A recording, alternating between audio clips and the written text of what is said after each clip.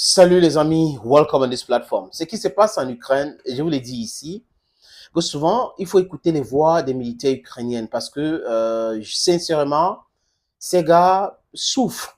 Si vous n'avez pas l'effectif et que vous êtes obligé de faire la guerre pendant 2 mois, 3 mois, 4 mois, 5 mois, un an, et que on ne vous relève pas, ça pose un énorme problème. Même pour un être humain qui part au travail, si vous faites 24, 24 ou 8 fois 2, 18 heures de travail, ou 12 fois 2, 24 heures, 24 heures sur 24, 24, vous allez vous épuiser.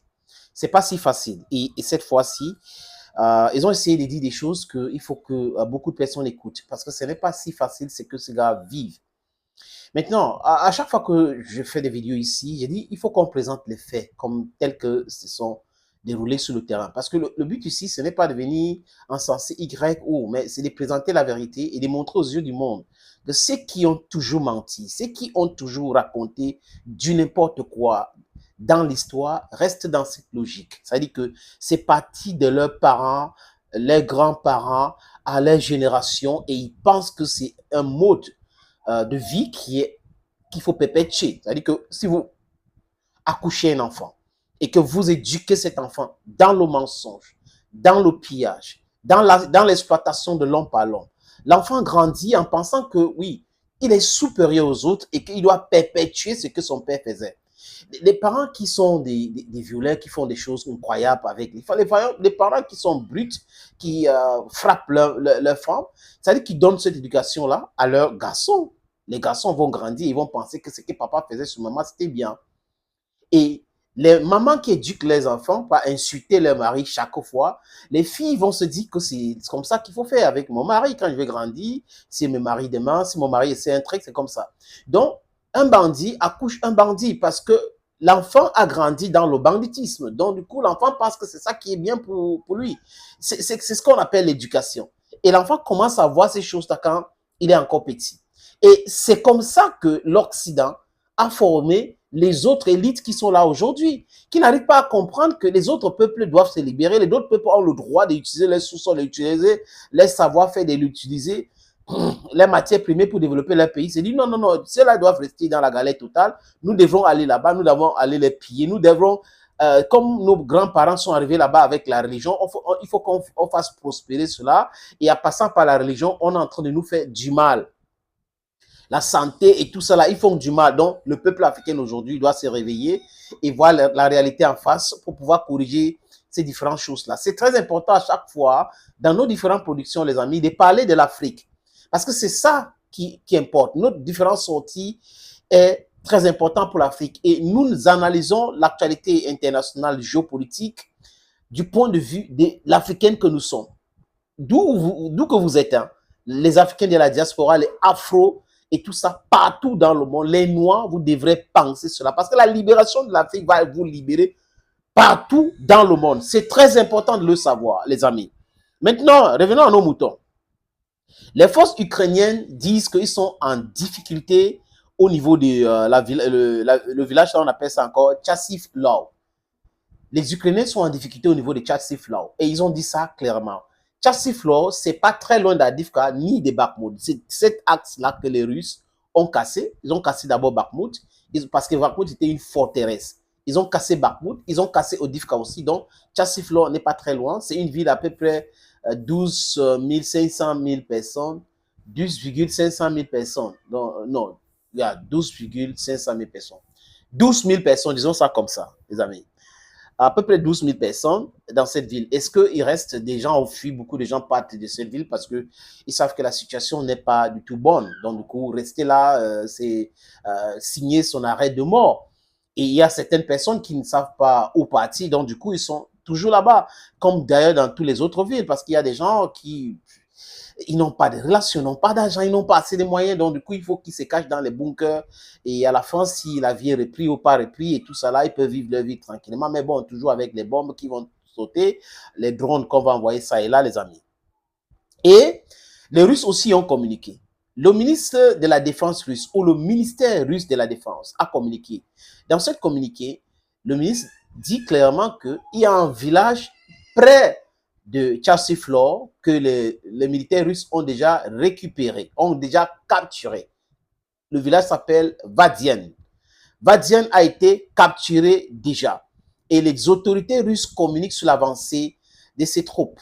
Donc les troupes qui ont conquéri Avdiivka sont dans le faubourg aujourd'hui de Tcherssiflor. Et ça fait depuis longtemps que les Ukrainiens, du moins l'armée sur le terrain, même le chef d'état-major de l'armée ukrainienne, je crois qu'il avait fait part de cette difficulté-là, lance cette sonnette d'alarme qu'ils sont en situation très difficile là-bas. Et les Russes sont en train de faire des pénétrations dans beaucoup d'endroits, comme ils ont fait pour Bakhmut, comme ils ont fait pour Avdiivka, pour pouvoir capturer Tcherssiflor, qui est aussi une ville très importante. Vous savez, ce qui est marrant avec les otaniennes et les médias mensonges en Occident avec des journalistes transformés en communicants ou en propagandistes, c'est quoi?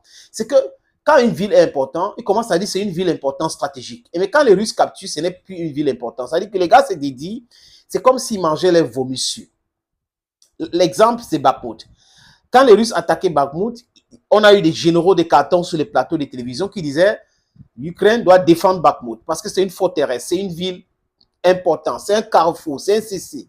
Les Russes ont repris cette ville lors de sommet des G7. Bon, c'était G8, aujourd'hui c'est G7 et Anthony Blinken de façon malhonnête dit que c'est parce que la politique russe et tout ça, alors que si on compte les gens qui ont fait du mal au monde, c'est les Américains, les Occidentaux. Bref, c'est en plein sommet des G7 au Japon, à Hiroshima, que l'annonce de la capture de la ville de Bakhmut avait été annoncée. Donc, ça a fait très mal au peuple ukrainien, au soutien de Zelensky, aux Américains et tout. Et là, ils ont compris que les mercenaires qu'ils avaient envoyés là-bas, la Russie les avait tapés dessus sérieusement.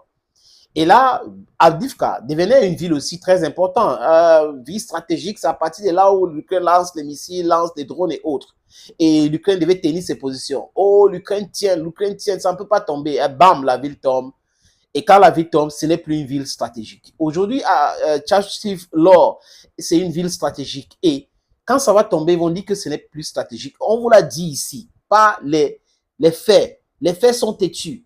En journalisme, les faits et rien que les faits. Autre chose, c'est la propagande, les amis. Quand on présente les choses ici, on vous dit, voilà, voilà, voilà, voilà. Nous ne sommes pas là dans la propagande. C'est vrai que c'est un lieu, le troll et tout. Non, non, non, non.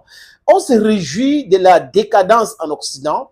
On se réjouit de la chute de l'Occident parce que ça nous a toujours fait mal. Mais ça n'a rien à voir avec le travail que nous menons ici. Nous menons un travail de vérité.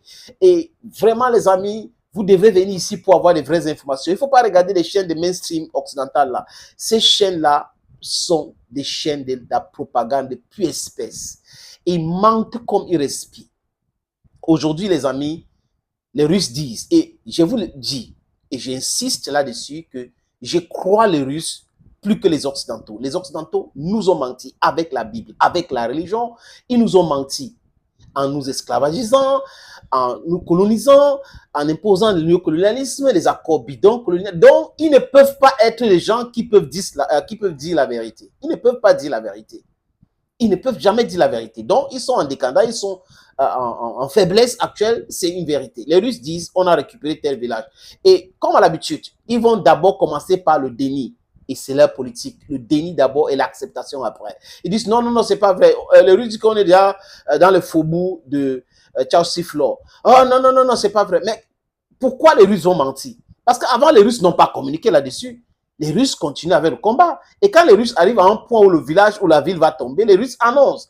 Et les gars, ils refusent, ils nient, après, ils viennent accepter. C'est de ça qu'il est question. Les militaires ukrainiens disent qu'ils sont en train de souffrir, que la situation est difficile. Et là, la ville va tomber. Et ça va tomber d'ici quelques jours seulement, les amis. Thank you, friends, for always watching videos on this platform. Thank you again. And bye-bye for now.